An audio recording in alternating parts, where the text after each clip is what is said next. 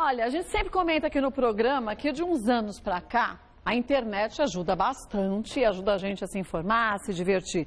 Mas tem muita gente que acha que está protegido porque está na frente de um computador entre quatro paredes.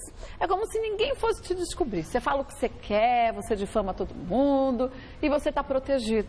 Na prática, não é bem assim. A gente vai falar sobre esse assunto hoje. Andréa Santos, que é advogada, está com a gente. Sejam todas as três bem-vindas. Pietra Príncipe, que é apresentadora, também bem-vinda. E Ariane Afonso, consultora de empresas e professora, bem-vinda. Agora, vamos para um resumo dessa história, que o babado aqui tem assunto demais. Olha lá.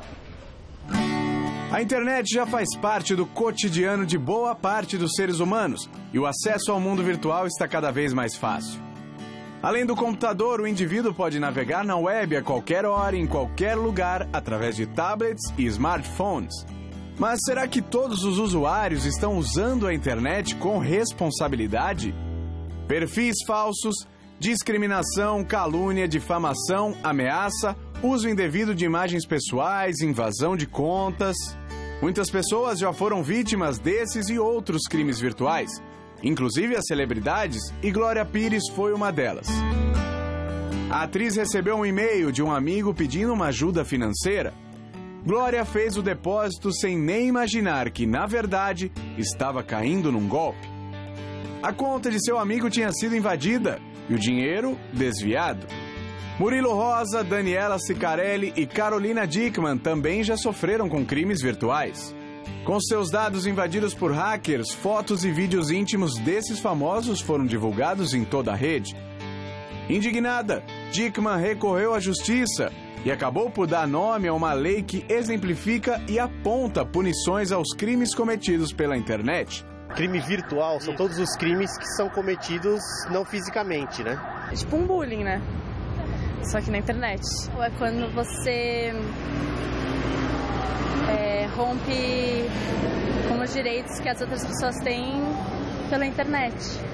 Seria pela internet, e-mail, WhatsApp, acho que inclui qualquer tipo de mídia. Eu conheço pessoas que tiveram as suas contas acessadas, conseguiram descobrir senha e conseguiram acessar a conta dessa pessoa. Eu acho que teriam que ser punidos. Eu acho que isso é uma atitude incorreta e eu acho que realmente tem que a sociedade entrar com providências relacionadas a isso. Minha amiga, ela acabou aceitando uma pessoa numa rede social e ele só estava interessado em prostituição. Ultimamente, o uso de um aplicativo para celular tem causado muita polêmica. O aplicativo chamado Secret, por exemplo, permite que os usuários compartilhem seus segredos por meio de publicações completamente anônimas.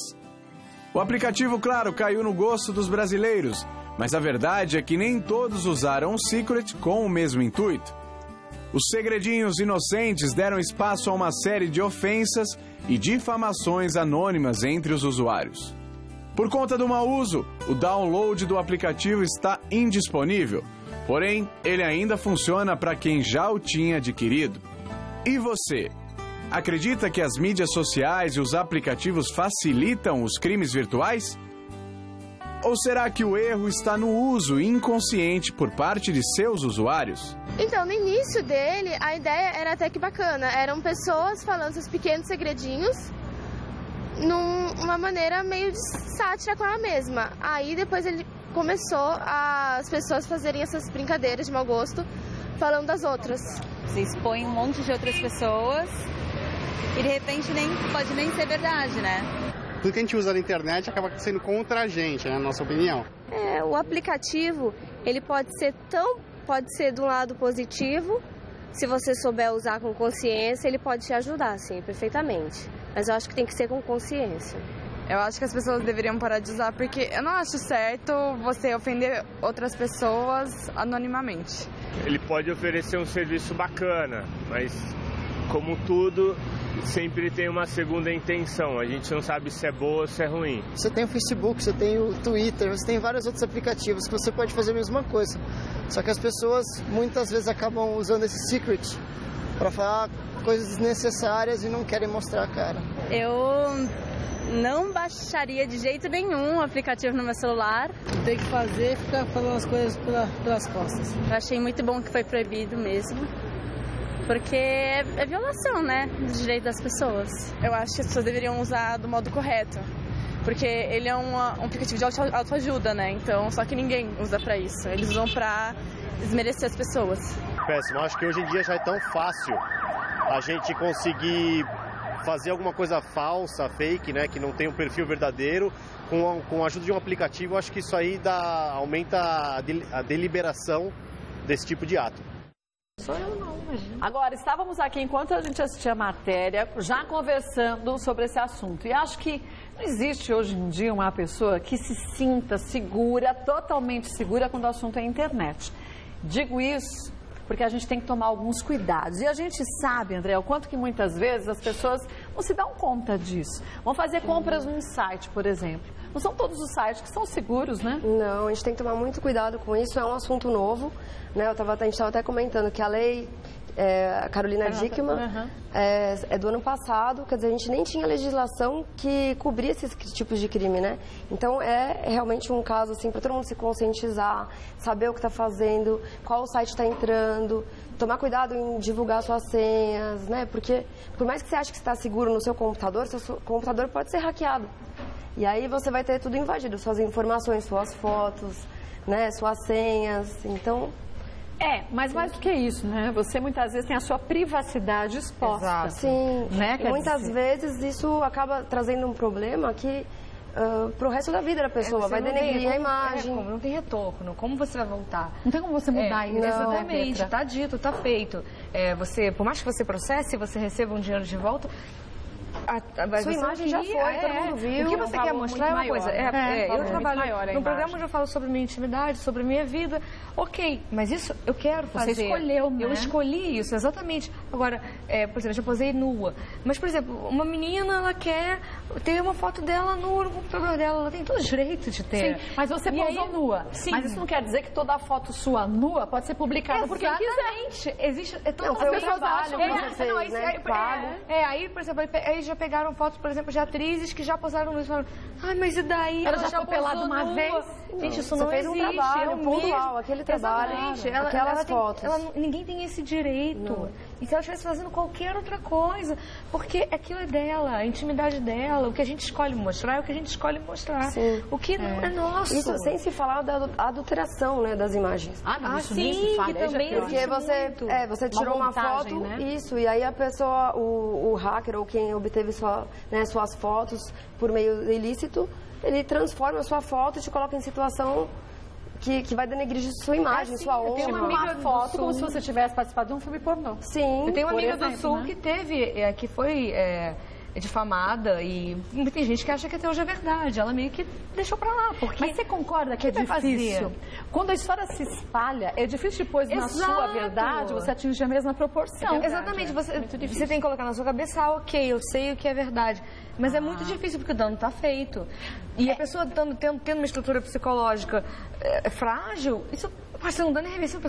Quantas pessoas já se mataram? Porque apareceu print de WhatsApp em telas de faculdade, coisas que a pessoa conversou com outra, porque todo mundo tem conversas íntimas, tem conversas engraçadas, ou de cunho mais explícito, mais adulto, e ninguém tem direito de devassar a vida do outro. Então, agora, quem dirá, porque teve até uma atriz recentemente, que a Jennifer Lawrence, né? Sim. Que ela teve as fotos dela que ela colocou na nuvem. E a gente acha que a nuvem é segura. A gente sempre acha que a nuvem é um lugar. É um lugar. Minha foto vai morar na nuvem. É um lugar lindo lá. Agora, André, quer dizer, essa nuvem, essa tal nuvem que a gente coloca, então você não usa a capacidade de memória do seu computador, você usa ela acima, você paga X por cada giga que você quer, mas enfim, você está pagando por algo que você julga ser seguro. E depois é mais fácil do que entrar no seu computador para puxarem todas essas fotos, né? É muito fácil. Hoje em dia, cada dia eles estão mais avançados nessa inteligência, né? E eles conseguem sim invadir, a nuvem é perigosa, né? Eu acho que a gente realmente não pode ter mais esse tipo de fotos, que a gente, né, depende... Tem conteúdos que eu acho que a gente tem que pensar muito antes de de ter eles, né? Porque, disponível numa máquina. As pessoas pensam só em computador, né? A Sim, gente estava até conversando aqui que não é isso só, né? Hoje em dia o celular, um tablet. O celular a gente vive tirando foto. Entendeu? A gente tira foto em frente ao espelho pra gente ver nosso corpo, tem coisas não sei, mínimas, do importa. tipo, ter senha no celular, caso o celular seja roubado. Não que a pessoa não vai conseguir restaurar, porque também isso pode acontecer.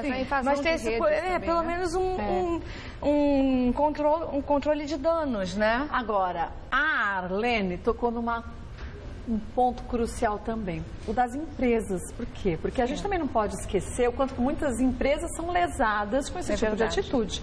Tanto de terem suas máquinas invadidas e segredos de empresas serem passados a concorrentes ou vendidos a concorrentes. É verdade. Isso no âmbito geral de todos os segmentos de empresas. E especificamente até no e-commerce, onde eu dou aula e tal. Os empresários eles têm muito receio de vender hoje em dia. Então, e principalmente as primeiras lojas, quando começam a vender, elas são atacadas por golpistas, fraudadores. Então, eles fraudam o cartão de crédito de uma pessoa, você, qualquer uma de nós aqui. Eu já tive meu cartão clonado umas vezes, pelo menos. E para onde que eles vão? Hoje em dia é muito mais difícil você fazer uma fraude no mundo físico, por causa dos cartões chipados. Então, hoje os cartões chipados, essa fraude migrou totalmente para a internet. Então, na internet existe um número lá e... Sim, pronto. Exato. Agora, dizer, o consumidor é protegido, porque ele pode pedir o estorno daquela transação. O banco estorna. Agora, a empresa... que é uma transação não presencial e tem regras específicas para isso. Mas a empresa, a loja, ela vai perder. Então, por exemplo, eu tive meu cartão clonado. Eu avisei o banco, que não fui eu que fiz aquela compra, na sua loja, vamos chamar de loja M. Na loja M eu não fiz compras nessa loja, não saiu da minha máquina, então não fui eu. Eu fiz o BO que eu perdi meu cartão ou meu cartão foi clonado. O banco vai me devolver aquele dinheiro que eu paguei na minha fatura. A empresa não tem como se ressarcir? Não tem como. Não tem como. A regra do cartão de crédito é o seguinte, então, se é uma venda não presencial, a responsabilidade de quem vai autenticar-se, saber se você mesma naquela compra é da loja. E como que ele vai saber? Se eu falei com o celular, mil maneiras de saber. Pode sim ser instaurado assim, um inquérito, né? Uma investigação. Juridicamente, sim. Juridicamente pode ser instaurada uma investigação, mas não que seja fácil da gente conseguir realmente descobrir a autoria. E é um custo muito alto. Você imagina, as lojas, elas vendem para o Brasil inteiro, até internacionalmente falando, mas vamos colocar o âmbito nacional. A loja está aqui em São Paulo, ela vai vender para o Norte, Nordeste, enfim, qualquer região do Brasil. E dependendo do valor daquele pedido, não vale a pena ela instaurar um processo ela vai gastar mais do que o valor do produto. Vai gastar muito mais do que o valor do produto. Então, o que elas fazem? Elas se protegem. Se protegem através de mecanismos, de ferramentas antifraude, que vão ajudá-la a diminuir aquele risco de cada pedido. E isso também ajuda o consumidor, porque o consumidor pode ter medo de comprar numa determinada loja e ele sabendo que aquela loja teve cuidado e tudo mais, ele também se sente mais seguro. Porque pode até demorar muito tempo para aquele consumidor receber o pedido. E até no tempo de resposta, o consumidor também pode ser prejudicado. Muitas vezes a gente sabe que um pedido que é entregue lá na Bahia, em alguns estados, algumas regiões do Nordeste, as lojas têm muito medo de vender, como você falou. Era numa favela, a loja pode ter medo de entregar, mas na favela também tem direito de comprar. Claro, a gente tem consumidores legítimos, como que é a maioria, na verdade. A maioria. Então, para não prejudicar esses consumidores, as lojas se munem de ferramentas que nós chamamos de gestão de risco antifraude. E ele faz essa gestão de risco para que o processo seja seguro tanto para a loja e como também autentique o mais rápido possível para o consumidor legítimo. E ele recebe sua mercadoria tranquilamente. Sua mercadoria é o serviço, né? Agora, a gente não pode esquecer, gente, a gente está falando aqui de uma parte mais efetiva, vamos dizer assim. Quer dizer, eu tive meu cartão clonado, a empresa dela também sofreu prejuízo. Agora, e estelionato via internet, difamação e pirataria? Teve até um caso recente de uma garota negra que namora com um garoto branco, para você entender a história. E o que aconteceu? Ela postou uma foto dela com o namorado dela. Normal. Normal, foto abraçada, normal. Corriqueiro. E as pessoas acabaram Ela foi injuriada, difamada. Foi. De uma forma, gente, extremamente cruel. Ameaçada. Não é? Justamente. Quer dizer, de que forma que ela podia também simplesmente fazer com que essas pessoas que disserem tudo isso, que assumissem a sua culpa e fossem... Primeiramente, eu acho que hoje em dia as pessoas têm que denunciar esse tipo de crime para o pessoal começar a ver que realmente tem penalidade, né? Que vai acontecer alguma coisa. No caso dela, ela postou uma foto ela nem imaginaria o que ia acontecer, né? A repercussão que aconteceu. Sim, então, mas é injúria, é difamação, ameaças. E como que você faz? Faz um BO? Sim, tem que procurar uma delegacia. Nós temos delegacias específicas que tratam de crimes cibernéticos em todos os estados. Não necessariamente precisa se dirigir a essa delegacia. Pode ser qualquer delegacia mais próxima da sua casa. Então dá um print, tira uma foto daqueles comentários importante. Todos. Isso é importante porque pode ser apagado, é a prova, é verdade. Tem que ser correndo, porque... Sim, e nesse caso, eu acho que é importante também, dependendo do caso, fazer provas que você tem que fazer uma ata notorial. Então, assim, não é só você fazer um print da tela. Para você entrar com um processo, para você conseguir ter provas realmente válidas, legítimas, é interessante você fazer uma ata notarial. O que é isso?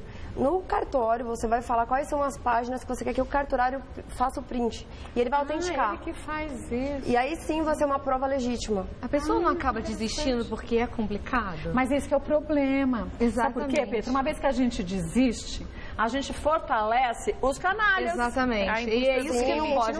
A gente pensar é um trabalho, mas tem que ter, porque é para o futuro, né? Tem que pensar como uma coisa maior. Sim, a hora que o pessoal começar a ver que está sendo reprimido, está tendo penalidades, está tendo consequências, acho que essa educação digital...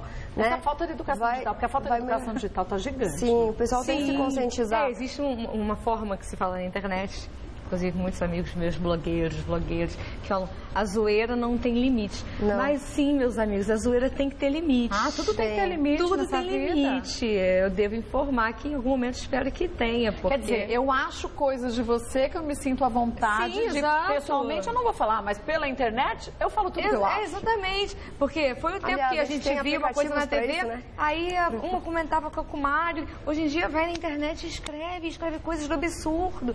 Às vezes eu via coisas e falava, gente, que isso? Estão chegando na minha família. As pessoas não têm limite. Realmente a internet é território de ninguém. Elas fazem essas coisas porque elas acham que elas são anônimas. Eu já vi essa pessoa em tal... Já me vi em lugares que foi assim... Oi! Então, agora, você disse uma coisa. Elas acham que são anônimas. É aí que é um grande engano. Porque... Você pode ter um computadorzinho daquele mais simples. Você não é anônimo. Tem como as pessoas, como a justiça te encontrar. Tem, sim. A partir do IP. Do seu IP, do IP do computador, né? Com certeza. O que acontece muito, perfil falso, né, no computador. Sim. Então a pessoa cria uma conta de e-mail falsa, ela cria um perfil falso para poder te injuriar, para denegrir sua imagem, postar fotos, ela acha que dessa forma ela está protegida. Mas não é bem assim, né? Porque assim, hoje em dia, cada vez mais a gente está mais se acostumando, tendo novos métodos para a gente conseguir descobrir a autoria, né? Quem que está realmente usando esse perfil falso. E essas pessoas estão sendo penalizadas. Quais são as penas? São penas ainda muito brandas, no seu ponto de vista, em relação a esses crimes pela internet? Sim, eu acho que elas são brandas, sim. Eu explicar assim, o que são crimes de virtuais, crimes de internet, né? Eles são crimes comuns, mas com um ingrediente a mais que é a informática. E nós, até o ano passado, nós não tínhamos nenhuma legislação específica. E com o advento da lei que foi nomeada Carolina Dickmann, né? Que ela mandou o computador dela para arrumar e todas as fotos dela jogadas via internet. Isso, e ela teve um problema e aí nomearam a lei como Carolina Dickmann. Então é a primeira lei que apareceu para trazer aí penalidades para esse tipo de crimes no ambiente de internet. De informática, né? Porque a gente não pode falar só internet, porque também... Sim, não é só via internet, é verdade. E as penas elas variam de 3 meses a 2 anos. De reclusão? A pessoa vai presa mesmo? Ah, não? Não. Então o que quer dizer de 3 meses a 2 anos se você não vai cumprir? Não, as penas são ou pena de multa, pena de... você tem que comparecer mensalmente, fazer prestar serviço à comunidade, esse tipo de pena, até 2 anos. Mas o que acontece? Tem outros crimes que já eram crimes, tá? Não vieram agora, como estelionato, que são coisas mais graves. Sim, aí sim. Esses crimes, sim, as penas são maiores, que vai de 1 a 5 anos, por exemplo, no caso do estelionato, e aí a pessoa, sim, pode ter pena de prisão. Mas, por exemplo, uma pessoa cria um perfil falso. Eu crio um perfil falso e eu resolvi que eu vou acabar com a imagem da Pietra. E de quebra vou colocar Arlene junto na história, porque eu não tenho o que fazer mesmo, eu estou lá em casa, ao invés de me ocupar, né? Eu vou me ocupar denegrindo a imagem dos outros. Que tipo de penalidade eu posso ter em relação a isso? Então, nesse caso é um crime de difamação, né? de injúria. Eu acho que hoje em dia o que mais acontece é difamação. Esse tipo de crime, a pessoa não vai presa. Não vai presa? Não, a pena vai até 2 anos. E ela vai ficar entregando só a cesta básica? E sim, é pagamento de multa. E se ela continuar? Porque uma coisa é quando você faz pela primeira vez. E se depois tudo bem, ela foi condenada e se dependendo da gravidade, né, do crime, claro que pode ter outras consequências, que isso pode fazer com que a pena aumente, né? Dependendo de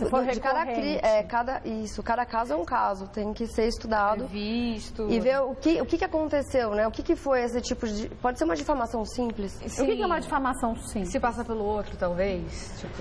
Aí seria um perfil falso, seria um perfil falso. Pode ser uma pessoa que de repente fala coisas muito loucas, né? Mas o que é uma pessoa difamação que se passa por você é falsidade? Difamação simples seria você falar mal, ela é feia, ela não presta, ela não vale nada. E algo mais pesado é eu falar que eu vi a Pietra fazendo coisas absurdas. É a fofoca, a difamação é a fofoca. Então, é uma fofoca, claro, que vai te denegrir sua imagem. É um crime contra a honra, né? Que nós temos 3 tipos de crime contra a honra, que é a injúria, a difamação e a calúnia. No caso, a calúnia é mais difícil porque é imputar um crime a alguém, né? Falar assim, olha, ela roubou. Isso é um crime, é uma calúnia. Mas não faz diferença, por exemplo, se eu criar um perfil falso que eu vou difamar só as 2 ou se eu vou difamar 100 pessoas? Não é um agravante você difamar mais pessoas? Não. Pra lei, não? Não, depende da pessoa. Quando a pessoa, alguém resolver te denunciar, e aí sim, você vai ser investigado, vai ser processado. Aí tem que juntar todo mundo. Né, que está sofrendo, por exemplo, eu difamei as 2 e mais 100 pessoas. Como saber quem é o autor? Pelo IP. Mas o que acontece? Esse crime de injúria, de difamação, é um crime que só o ofendido pode pedir para que seja instaurada uma investigação, fazer um registro desse crime. Mas se eu falei mal de 102 pessoas, as 102 pessoas podem abrir um processo contra mim, por exemplo. E deviam, né?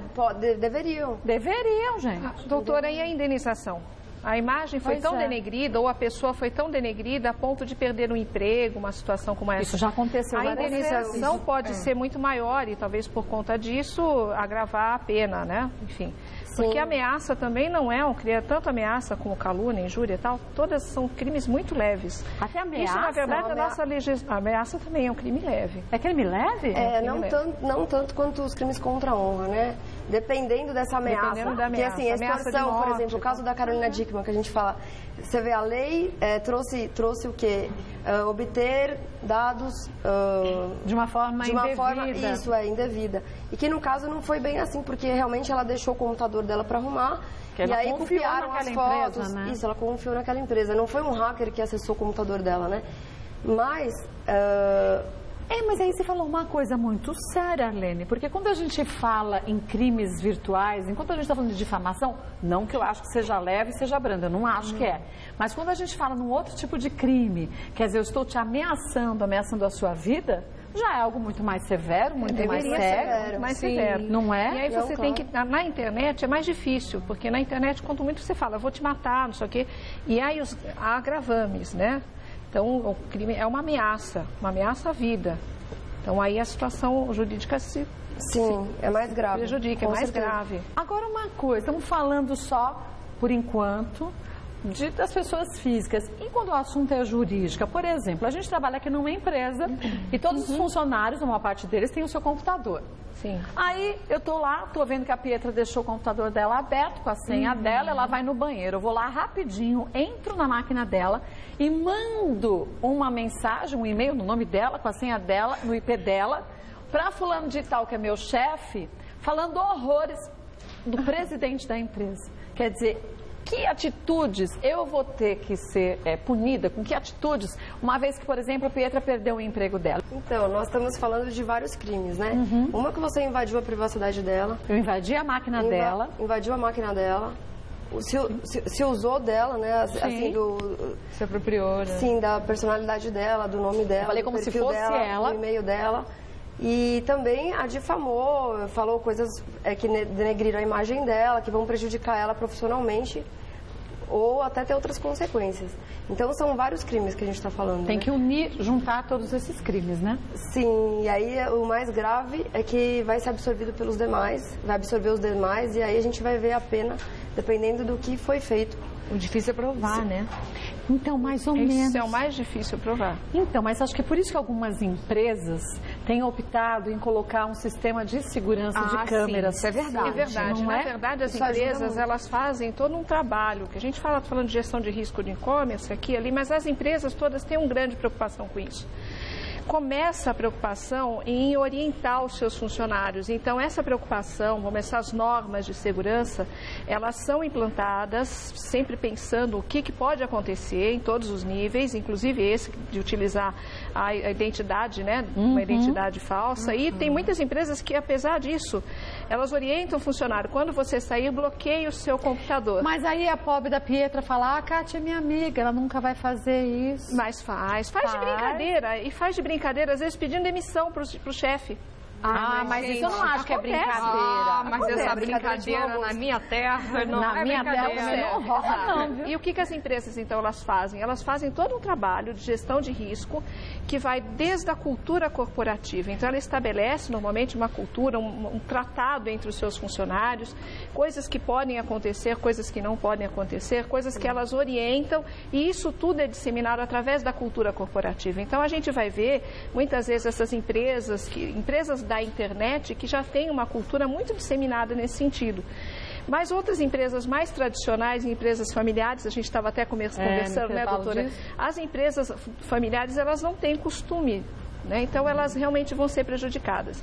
Não somente a imagem da Pietra, como também a empresa pode receber um processo. Sim, claro. Porque ela ofereceu uma ferramenta para que aquela pessoa se utilizasse contra o funcionário. Então, o funcionário pode ser até demitido por justa causa. O que aconteceu e não foi checado. Não foi checado, exatamente. Existem câmeras. As câmeras, elas já protegem de um modo geral. Isso é feito sempre. Normalmente, as empresas têm isso. Mas a empresa que não tem esse sistema, não se preocupa com isso, mais cedo ou mais tarde ela vai encontrar uma situação difícil, que ela vai ter um prejuízo, com certeza. Que essa tem que ser muito importante, né? Juridicamente falando do assunto que a Arlene colocou, a gente fala em compliance, né? Então a gente oferece muito isso para os clientes, que é realmente deixar a empresa de acordo, apontar os riscos, como que ela deve usar o computador. Exatamente. Principalmente, falando em empresa, na área do departamento financeiro. Para então, você proteger, tem que ser muito, tem que saber muito bem o que está fazendo, para que não aconteça esses tipos de acesso de hackers, né, que hoje em dia a gente vê demais. E com uma facilidade incrível. Se eles usassem isso tudo para o bem, essa inteligência toda, seria fantástico. Mas não usam. A área de tecnologia para as empresas, ela é muito requisitada nesse sentido. E tem que ser cada vez mais, Tem que ser cada vez mais. É uma área, recentemente, eu acho que fazendo parte da vida da gente, quantos anos a gente tem com esse avanço da internet? Muito pouco. Então, acho que poucas pessoas ainda sabem do quanto que elas podem se beneficiar da internet e aí das mídias sociais, nem se fale mais ainda, mas o quanto que a gente também, na mesma proporção, tem que se proteger. Então, saiba, você de casa, você que gosta de fazer brincadeirinhas por aí com algumas pessoas, que você vai ser descoberto a qualquer hora, não tem jeito. Queria agradecer a doutora Andréa Santos, obrigada pela participação, espero mais vezes. E o prazer foi meu. Pietra Príncipe, obrigada. Muito obrigada. Quem quiser te assistir, onde a gente encontra? Quem quiser me assistir, eu tô no Multishow, Papo Calcinha, terças e quintas, 23h30. No YouTube, no canal Tá Dentro. E no Twitter, @PietraPríncipe, no Instagram, @PietraPríncipe também. Espero que você volte mais vezes. Você é mais bonita pessoalmente aí. Parabéns. Agradecendo também a Arlene Alfonso, obrigado pela participação. Espero que você volte mais vezes, viu? Obrigada. Olha, e fica aqui uma informação importante, gente. Internet extremamente valiosa, ajuda bastante, redes sociais são super divertidas, mas use isso tudo com responsabilidade.